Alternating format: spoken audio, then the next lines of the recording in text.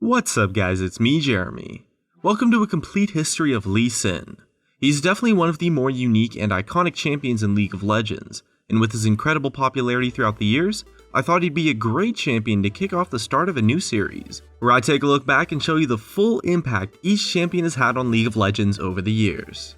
If you guys enjoy this kind of series, don't forget to click the like button so I know it's worth it to make more, but if you'd prefer to see me spend time on other content instead, please click the dislike button so I know as well. Anyways, let's get started.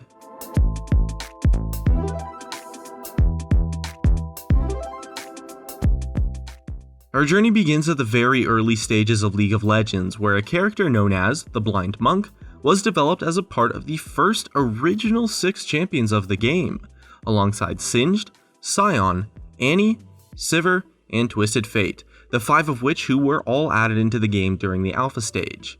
Despite having a complete model, the Blind Monk, however, was not added into the game during the alpha stage and was eventually cancelled, making him one of, if not the actual first champion to ever get cancelled in League of Legends. He was eventually later brought back due to community popularity and support.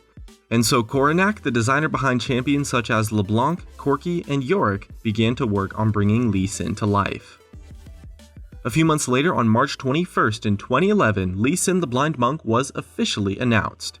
7 days later, his champion spotlight was released, but it was a bit unique. Let's take a look.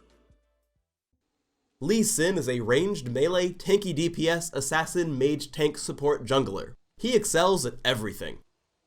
Lee Sin's hidden passive is blindness. Your entire screen is blurry while playing him at all times. I start the game at level 18, because I'm Lee Sin, the Blind Monk. 15 minutes into the game, Baron Nashor spawns. Simply by walking towards it, the Baron kills himself for me, because I'm Lee Sin, the Blind Monk.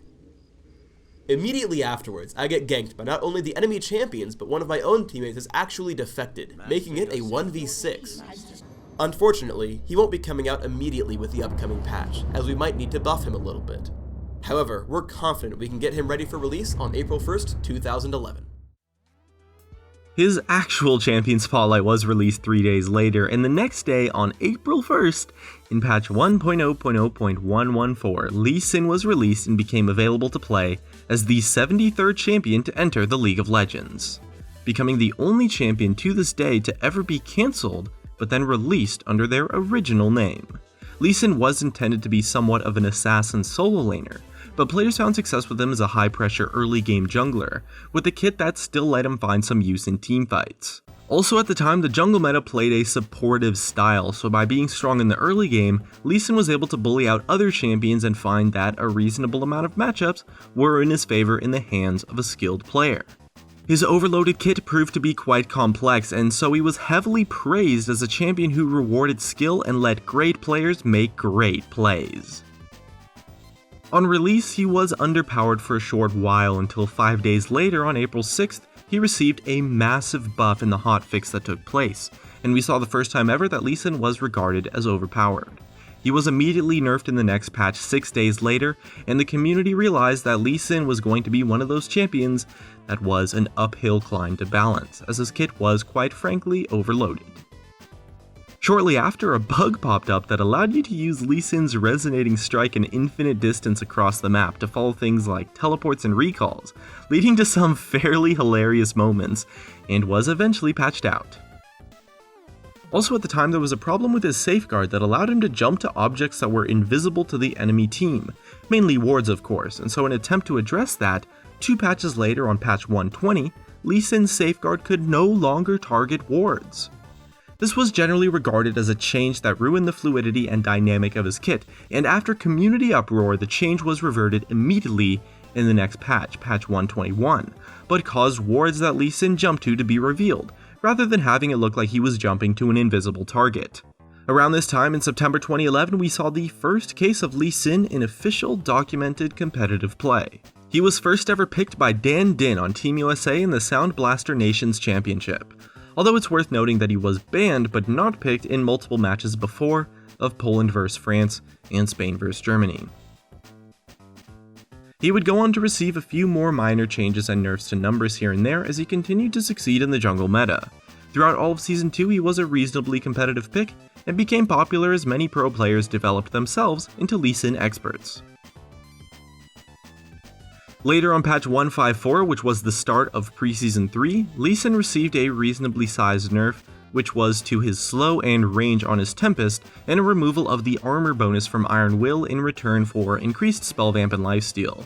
But at this time, the jungle also received a massive change and generally became much easier to farm. This patch sparked the true rise of Lee Sin into dominance, as he became one of the best junglers for an incredibly long time because of this change. With an easier jungle to farm up early game, the jungle began to favor early game pressure junglers, and the community coined what became known as the Lee Sin factor, as he became the champion that defined the early pressure-based jungle meta. The Lee Sin factor was essentially this threshold that had to be considered when theory crafting any jungle pick, because if their early game wasn't strong enough, they would get completely dumpstered by a Lee Sin invading, meaning that that champion was unfortunately unviable in the jungle meta, since they were unable to survive the early game. This Lee Sin factor was so relevant because although he would go on to be one of the best junglers for the entirety of Season 3, he was never actually the best jungler, so he had a very high pick rate, but a somewhat low ban rate, and didn't actually receive a single nerf for the entire season, with the exception of the minor change on patch 3.15 that caused his safeguard to no longer shield minions. In May of 2013, the first All-Star tournament took place in Shanghai, and the world got to see Insec, a Korean jungler playing for KT Rolster B, showcase his moves on Lee Sin on the global stage for the first time ever. With his iconic move of jumping in on a target with Resonating Strike, ward jumping behind them, and then ulting them back into the rest of his team, the Korean showcased the play that became known as the Insec to the entire League of Legends community. Season 3 continued, and eventually as we reached Season 4, Lee Sin remained relevant as a top tier pick. On patch 4.5 he received a minor nerf, but despite that he remained dominant, and the jungle trifecta of Evelynn, Elise, and Lee Sin dominated the competitive jungle meta as the only popular junglers at the time of Season 4 where tank junglers suffered from poor itemization, and of course, the Lee Sin factor. So for 2 whole seasons, Lee Sin defined the jungle meta, and in patch 4.13 he received a massive nerf that saw the removal of the attack speed debuff on his cripple, and the duration of the shield on his safeguard being cut in half, with his health regen receiving a small increase. This was the patch that marked the decline of the Season 4 jungle trifecta, as other junglers finally began to rise up to be on par or above the existing favorites. On patch 4.18, he received a new splash art among a few other champions, and on patch 4.20, he once again received a small nerf. Patch 4.20 marked the most recent nerf to Lee Sin, and after the Season 5 jungle changes to make the camps much more difficult, similar to how it was back in Season 2, we saw a significant decline in his play.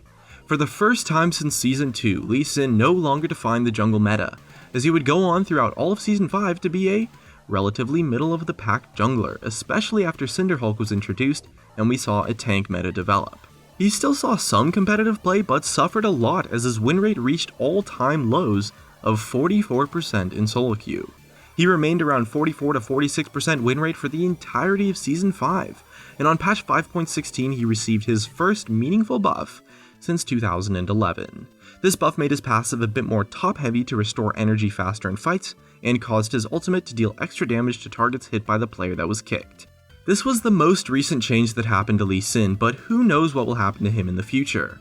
One thing we know for sure is that the Blind Monk has been one of the most impactful and most loved champions throughout League of Legends history. And that's just about it. Here's some of my favorite comments from a previous video where I asked, should creep block exist in League of Legends? For a chance to be featured in a future video, leave a comment about what champion you think I should make a complete history for next. Thanks for watching, and I'll see you guys next time.